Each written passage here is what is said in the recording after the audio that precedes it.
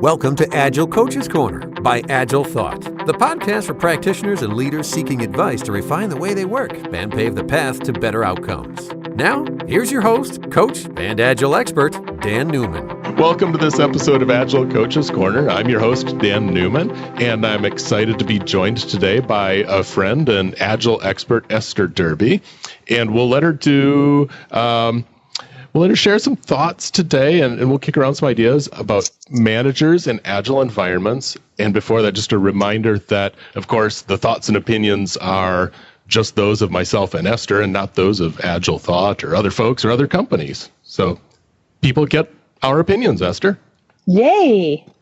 So for folks who maybe aren't familiar with you, I know the first place I encountered your name was with the book Agile Retrospectives, Making Good Teams Great, and that is still something I go back to and use as a framework, so appreciate that contribution. That's really great to hear. Oh, it's fantastic. I keep waiting for somebody to move significantly beyond that, and but that's still my touchstone. What else might people want to know about Esther? Some people don't know that I started my professional career as a programmer. So I realized fairly early, though, that even though my job title was programmer and I spent a lot of time writing code, I realized fairly early that, one, our work environment had a huge impact on our ability to be successful. So I got really interested in paying attention to work environments. And two, that even though I was writing code, my job was about change. I was changing the way people did their jobs. I was changing the way people felt about their jobs. Sometimes I was changing things that rippled throughout the whole organization. So I started paying a lot of attention to how people in organizations change. And then not as part of your explicit job responsibilities, but just by nature of how you brought yourself to the job, it sounds like. Well, I think that for many people, maybe not all people, maybe not even most people, but certainly for managers and team leads and coaches, whether or not their job has change management in the title, their job involves change.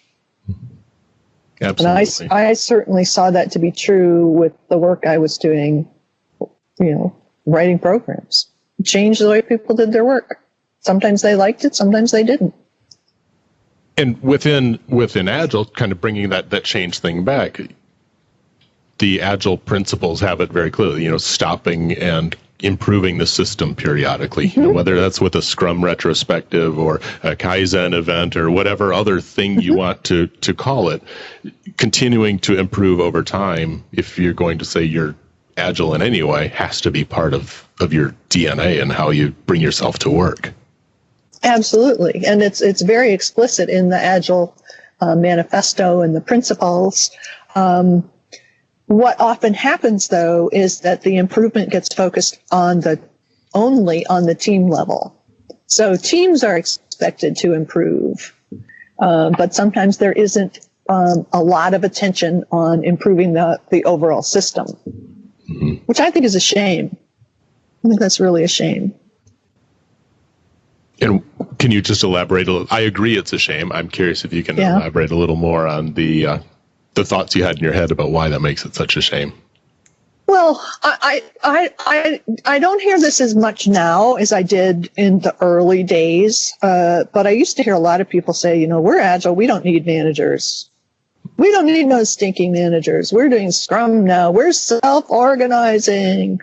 And I think, for one thing, that reasonably so, made a lot of people worried, but I also think it communicated that there is no real role for managers.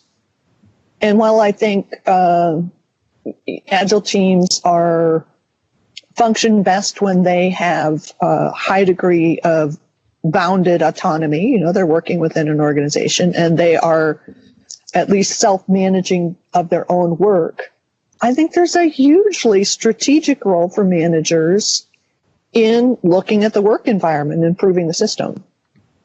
And that gets overlooked. Agreed. The whole system is not going to improve if someone isn't paying attention to it.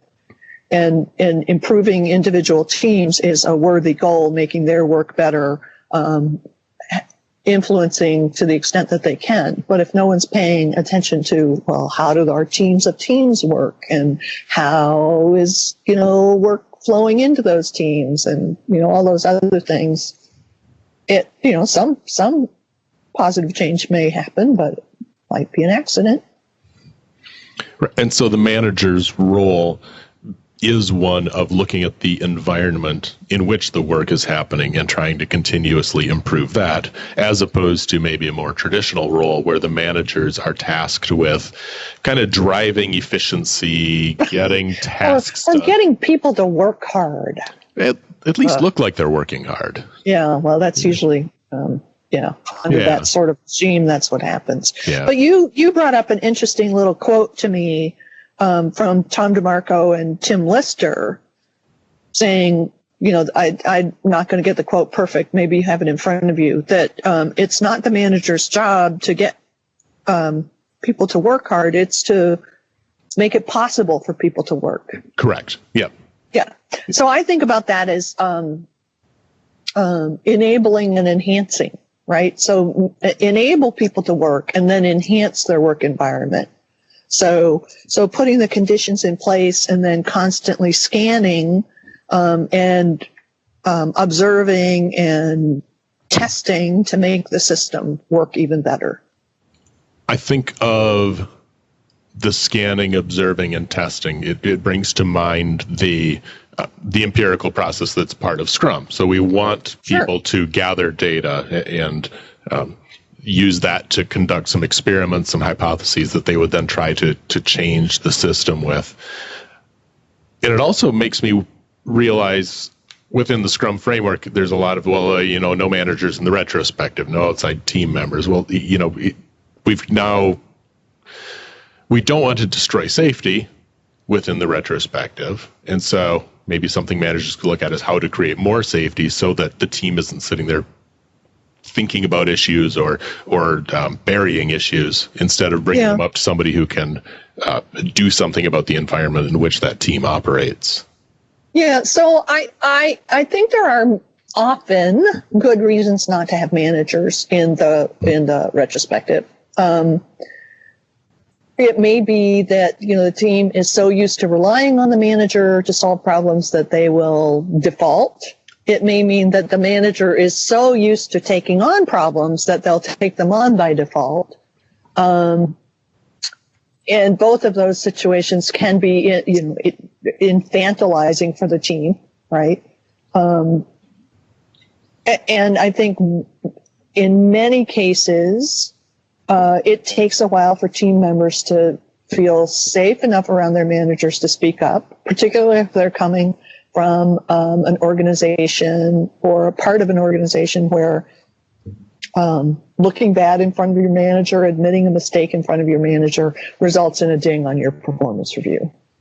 Or you fall in the manager's estimation, right? And then the manager is always looking to see if you're making another mistake just because of confirmation bias. So I think there's good reasons not to have managers in, but I think if you're dealing with a system problem, then invite your manager, or if the team discovers something that they believe is a systemic issue, then they talk to their manager about it, right? So this thing has been getting in our way for 3 sprints, and we don't control it and we don't influence it. We need you to work it for us or with us. Right, bringing that to their attention. Even the team setup, if you're trying to create a team that is independent and has all the skills and the people and other things they need to do their job, resources, not meaning people, but computing power, money, whatever it is, the managers ought to be playing a big role in setting that up. And so if the team isn't set up well, that's certainly something to bring to that manager and enlist them in resolving. Yeah, for sure. That's their job, enabling and enhancing the ability of other people to get their work done. You'd mentioned bounded autonomy in passing as Yes. you were going, and it reminded me of an analogy. I hope it was not a real life story about a dog on a porch with an electric fence, and I think it was like one of those shock collar things. And if you keep moving the fence, if the dog doesn't know where it can go, and eventually it will just stay on the porch for fear of getting shocked for going anywhere. Yeah, I'm sad to say that was a real story. I was afraid of that. Yeah, it was neighbors of mine who they were going to get around to building a garage, so they didn't want to bury the electric line. And every time the wind blew, the line moved, and those dogs never knew where it was going to be on any given day. They have a real fence now. Oh, good. I don't know if they still have the electrical one, but yeah. Well, the thing about those electric fences is they may keep your dog from leaving the yard under normal circumstances, but if they see something really worth chasing, they may not work. And they don't keep bears out. And we have a neighborhood bear, so, anyway, they have a fence now. But that's just that's very much like teams, though. You keep moving the fence, and eventually they don't know what to do. And I don't know what the corporate metaphor for bear would be, but something comes in and raids them.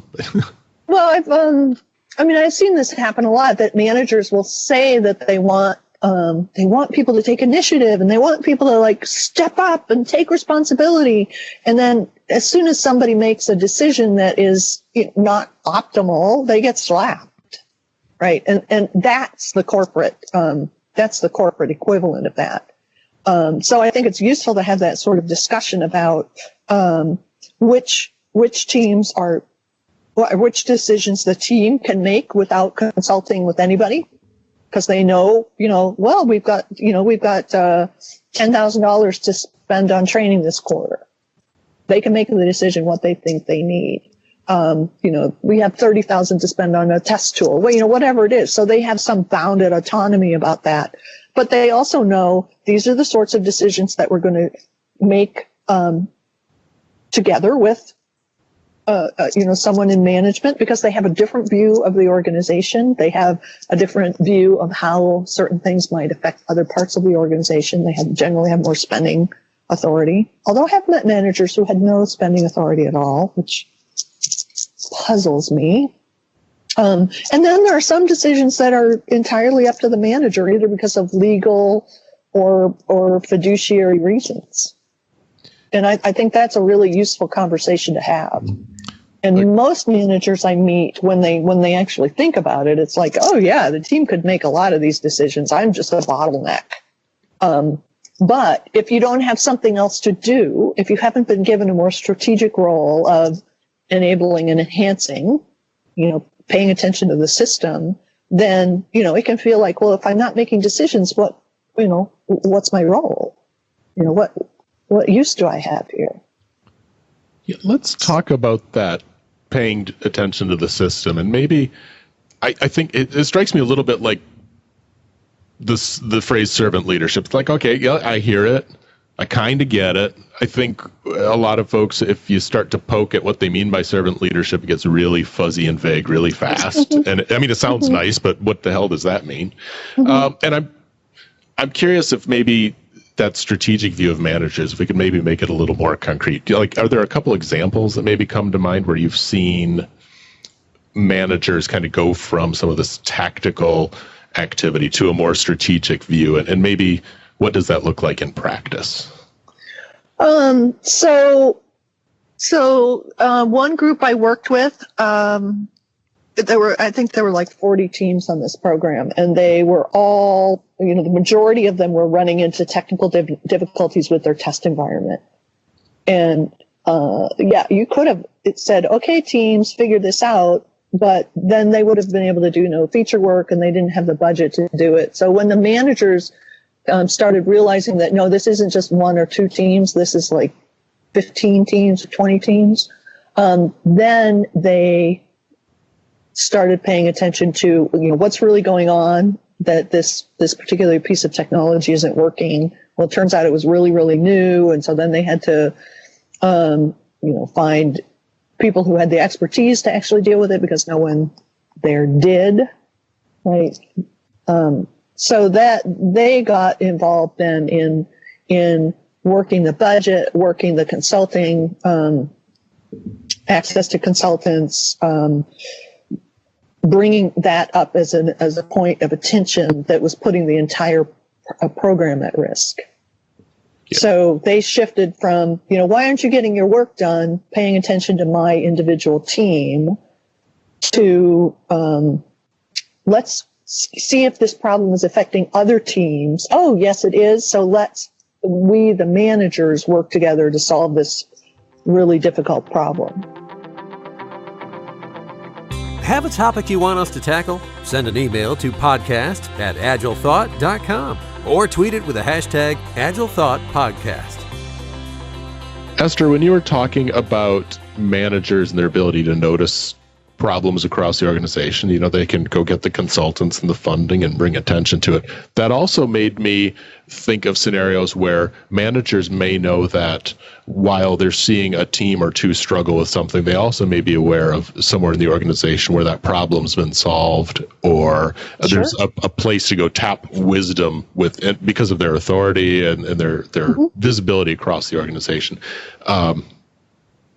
Have you seen that, or what kind of other challenges do you see with that type of scenario? I have seen, I'm not coming up with a specific example right in this, this moment, but I have seen managers who had good networks across the company and had good relationships with other managers who were able to tap into knowledge about stuff that was happening in other parts of the company.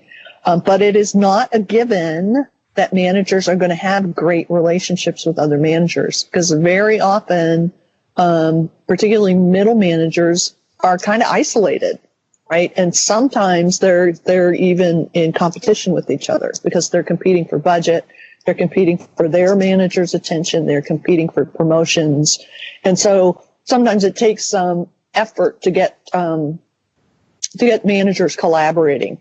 Right, to look at that kind of thing. But I think it's super important for managers to build their networks and to start looking at that broader view of the organization. It's really far more strategic than focusing on a team or even a handful of teams and making sure people are getting their tasks done.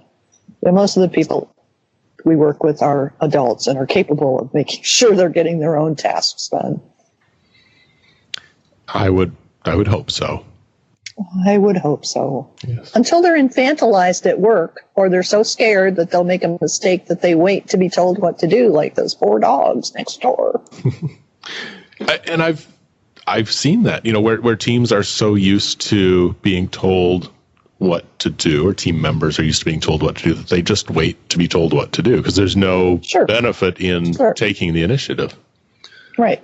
Well, there's another fact that plays into this, which is a systemic issue, and that is that when organizations get to a certain size, the knowledge in that organization tends to bifurcate. And so when you're a 5 or 10 person company, everybody knows what's going on and they know why you're building the product and they know what's important and they know the business model and all this other stuff. But when you start getting much bigger than that, the people who were the founders and the people who are in certain management roles may understand, who our customer is, what our business model is, how we make money, all of these other things, which I sometimes call the contextual knowledge. But the new hires may not. The new hires know how to get things done on a day-to-day basis, but they may not understand, right?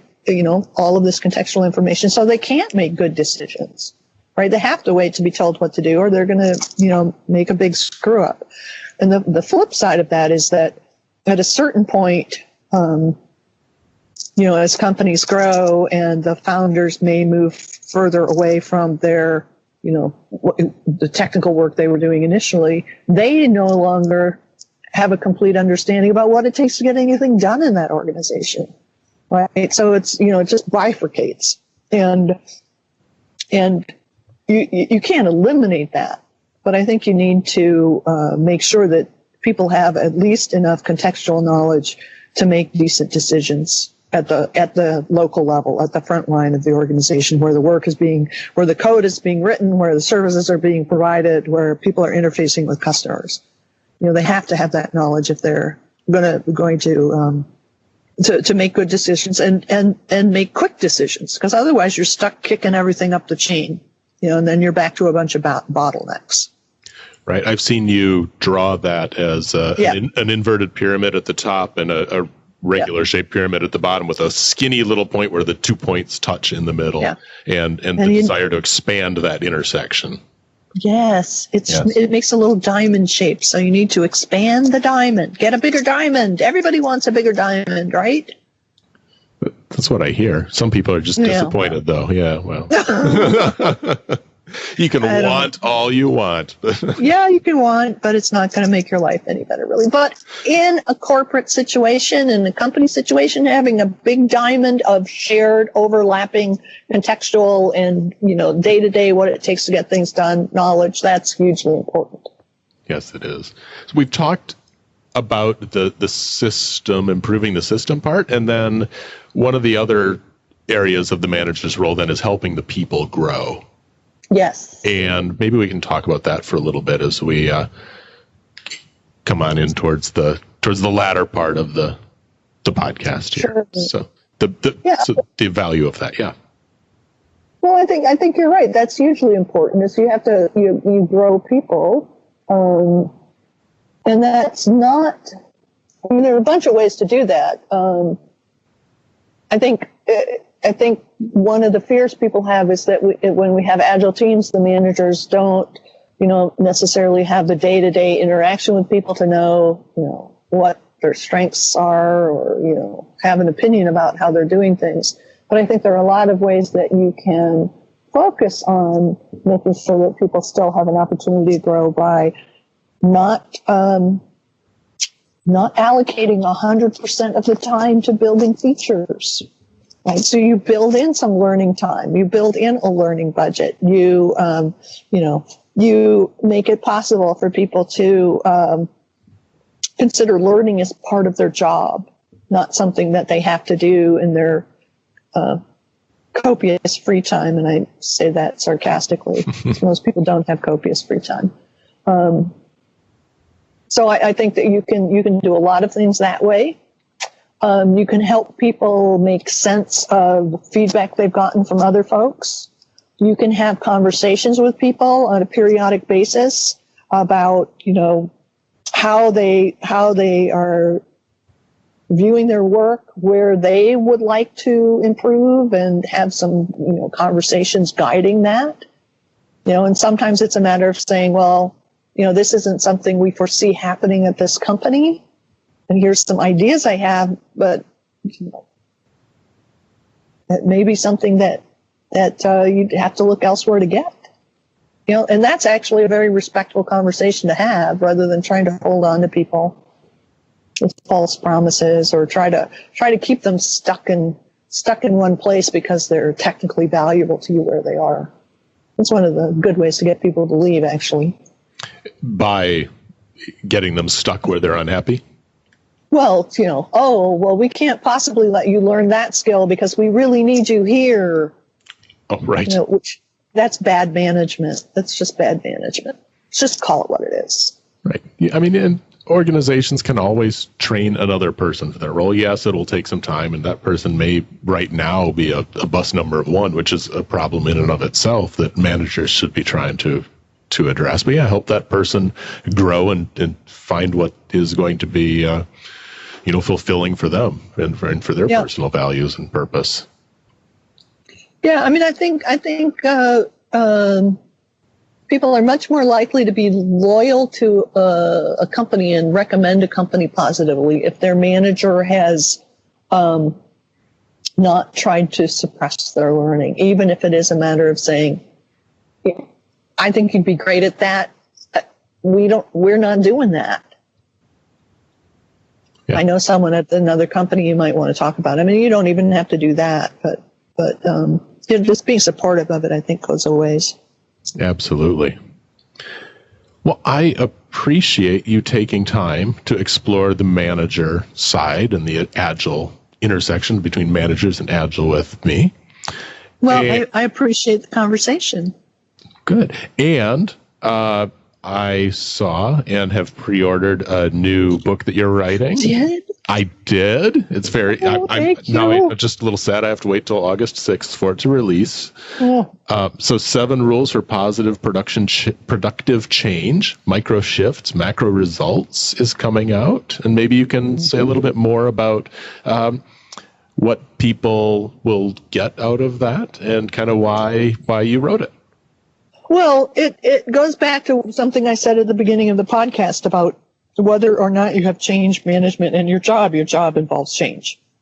So that it's a set of 7 heuristics, and heuristics are rules of thumb or guides that they're not guaranteed to work, but they are very helpful in situations where you don't necessarily, there's no one right way to go. So these are ways to solve problems. They're aids for problem solving. So there's 7 heuristics related to change.